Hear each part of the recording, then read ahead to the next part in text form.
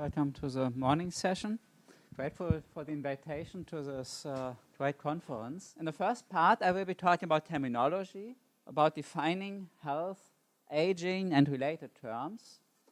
And the first three statements here, they are actually quite a lot of work and now found digested into simple sentences. And that's work done together with a philosopher, actually a guy working on biontologies.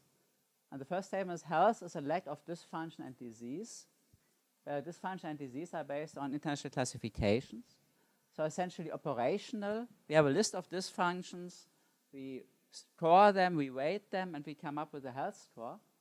So we'll be going into the details soon. And then well-being is the weighted sum of health and survival. Since you don't just want to be healthy, you also want to be healthy for a long time. And then it's pretty simple to say aging are just the process that reduce well-being.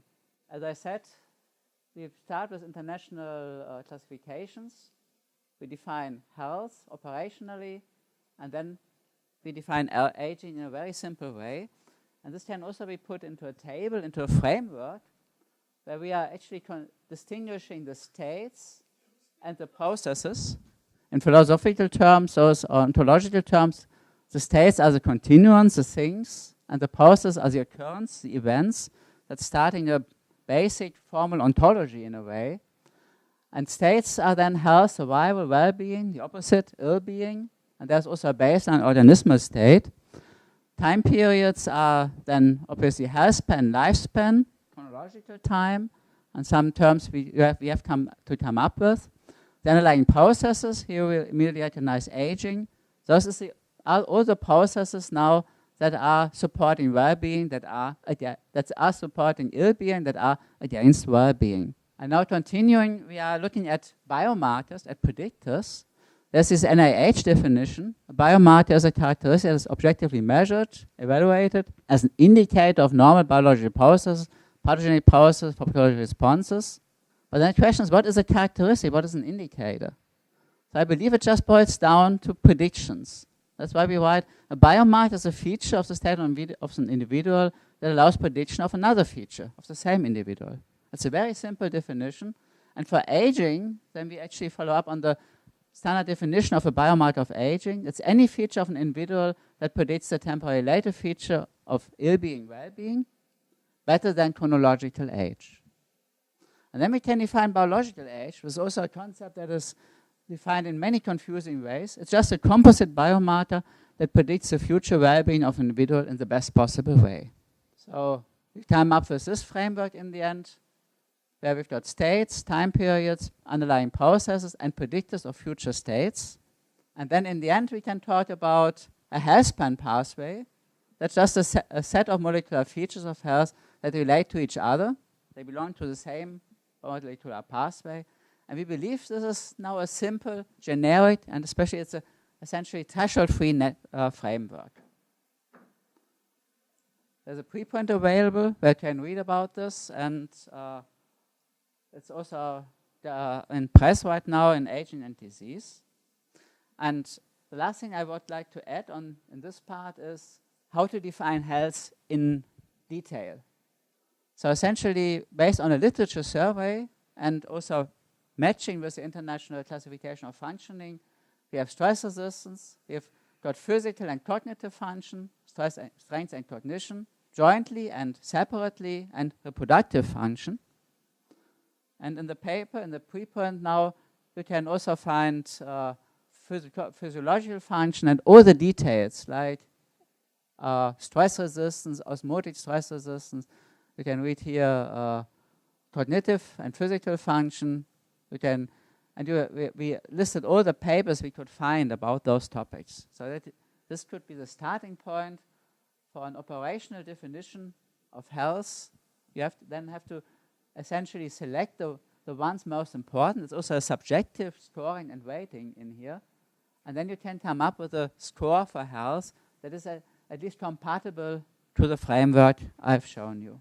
And based on this, then we now are in the science biology part of the talk.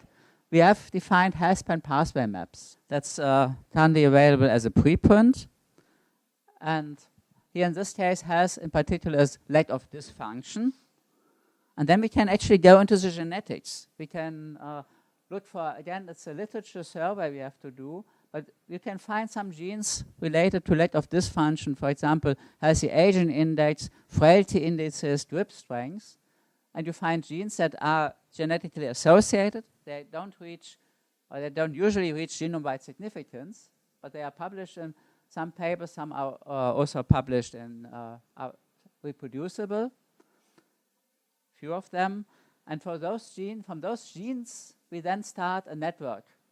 We then come up with, we use high throughput protein-protein interaction information to connect the genes, and we cluster the connected genes, the most connected ones, into pathways. We can do the same thing for worm. From the philosophy part, to define health, we then have the assembly of health span pathway maps, which is currently a prototype, and then I will show you how to use those health span pathway maps in a specific way. So essentially, from the genetic studies, we have lots of genes. We are using function interactions, clustering, annotation of the clusters to get at the health span pathways.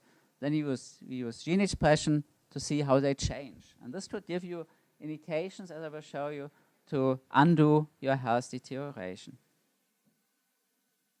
So starting with those frailty genes and another 40 multimorbidity genes, the health span network and the health span pathways are taken, and we map, essentially we can map gene expression data from blood.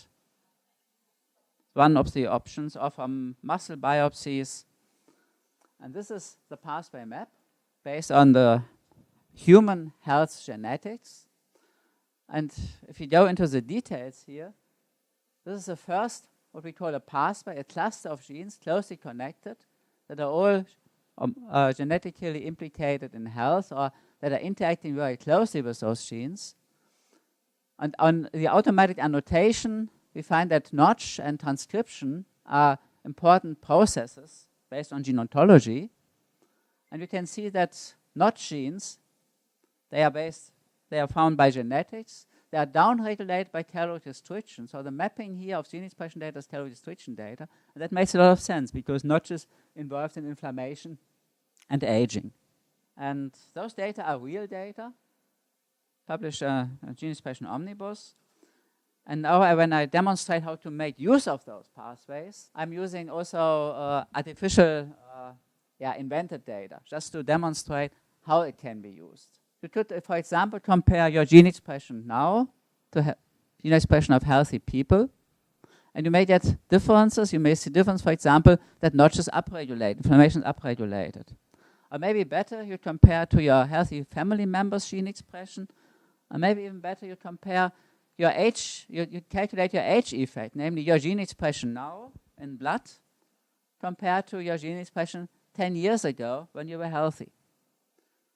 Then you may see this kind of gene expression pattern, the signature in the first health span pathway, and you can compare it what you can do with interventions, for example, with caloric restriction based on public data. So maybe in this case, caloric restriction is good for you because it undoes the changes, the age-related changes you have here. This is a scenario, and now you can see you can continue to try to find interventions like senolytics, long-term effect, also are useful for you, and maybe it combines in a kind of linear way. So the combination of senolytics and CR may be good for you, and on it goes, maybe omega-3 or microalgae, with a goal in the end, you want to have a healthy gene expression profile. Yeah, that's of course, there are some caveats. Specifically, I'm assuming that your blood transcriptome is providing all the information you need about your health. It's definitely not true. I'm assuming that the health span pathway map is up to its task. That's also not true. It's only a prototype. I'm also assuming that the natural compounds or the interventions, they are characterized perfectly by transcriptomics. That's also not the case. And maybe most importantly, biology is not as simple and linear. Those things will not be combined in a linear way. So there's lots of research you still need to do. But if it would be possible, undoing your health deterioration, precision undoing, so to say, goes like that. You get your blood transcriptome when young and healthy, you get it when you're older, and you take the natural compounds that in combination undo as precisely as possible the age-related changes that you have. In the second part, I will be presenting some data about cellular senescence. Essentially, we did the same thing as we did with the healthspan pathway map, and we calculated cellular senescence pathway map. That's, again, this clusters of closely interacting genes. And you can map gene expression data onto this, for example, describing radiation-induced fibroblast senescence, once published by Hernandez Segura just last year.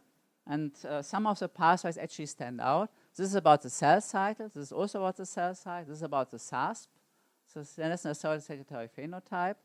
And here you can see lots of changes based on the gene expression data describing senescence. And this is essentially the table of the healthspan pathways. No, of the senescence pathways. This is the automated annotation based on word clouds. This is more there's a human annotation. And you see, as I said, it's cell cycle. But you also see something about immunoglobulin-like receptor, stuff about DNA damage, about MAPKIT kinase signaling, the SARS, as I said, TGF-beta, PI3K. You find the DREAM complex. So it's quite exciting to find this just based on high throughput data. And for those three pathways, I just assembled what we find using the Hernandez-Segura data, downregulation of cell cycle, upregulation of the SASP, and some little changes here in the DREAM complex. And then you can, at the end, do this gene expression data matching. For example, I found a data set describing a quercetin effect, where essentially it's the opposite. So instead of downregulation of the cell cycle, it's upregulated. So maybe quercetin is doing the opposite of cellular senescence based on this small data set. And that's actually reflecting some of the recent thinking and papers, like here, paper by Sohn et al., restoring the effect. They talk about restoring or undoing effects of the natural antioxidant quercetin on cellular senescent human dermal fibroblasts. Talk about quercetin as being doing downregulation of senescent activities. We can see a little bit of that. But here are also some major caveats, like this quercetin gene expression omnibus data that I used is not the one from this paper because they talked about that data, but they didn't publish it. But the quercetin data I've been using, they're actually coming from a more complex intervention. It's not just quercetin, it's dominated by quercetin, but I also use fish oil. And maybe more worrying, if I look at the gene expression omnibus data and I look at their paper, there are major inconsistencies. So the genes are not regulated in their gene expression omnibus data as I claim in the paper. So I'm really looking for better data. If you have got any data on intervention effects, I would love to analyze them with those pathway maps. And you have to consider this pathway map for senescence. That's about cellular senescence. It's not really about senolysis or apoptosis. For this one would need to create another pathway map. So I'm coming to the end. I think this pathway map approach is essentially a semi-automated approach based on cytoscape tools. It enables the analysis of biological phenomena just using network and omics data. So if you have the omics data and the gene list of list of genes you're interested in, like health genes or senescence genes, you can run it really easily. Within half an hour, you have got your first results. If you have not very much experience with this, it's more flexible than KEGG pathways. Many people are mapping data onto KEGG pathways, but they are static. You cannot add another gene. But of course, adding another gene, this comes as a price, because the networks and the clusters, they may change a bit. And if you add many genes, they may change a lot. So robustness is a point we are still looking at.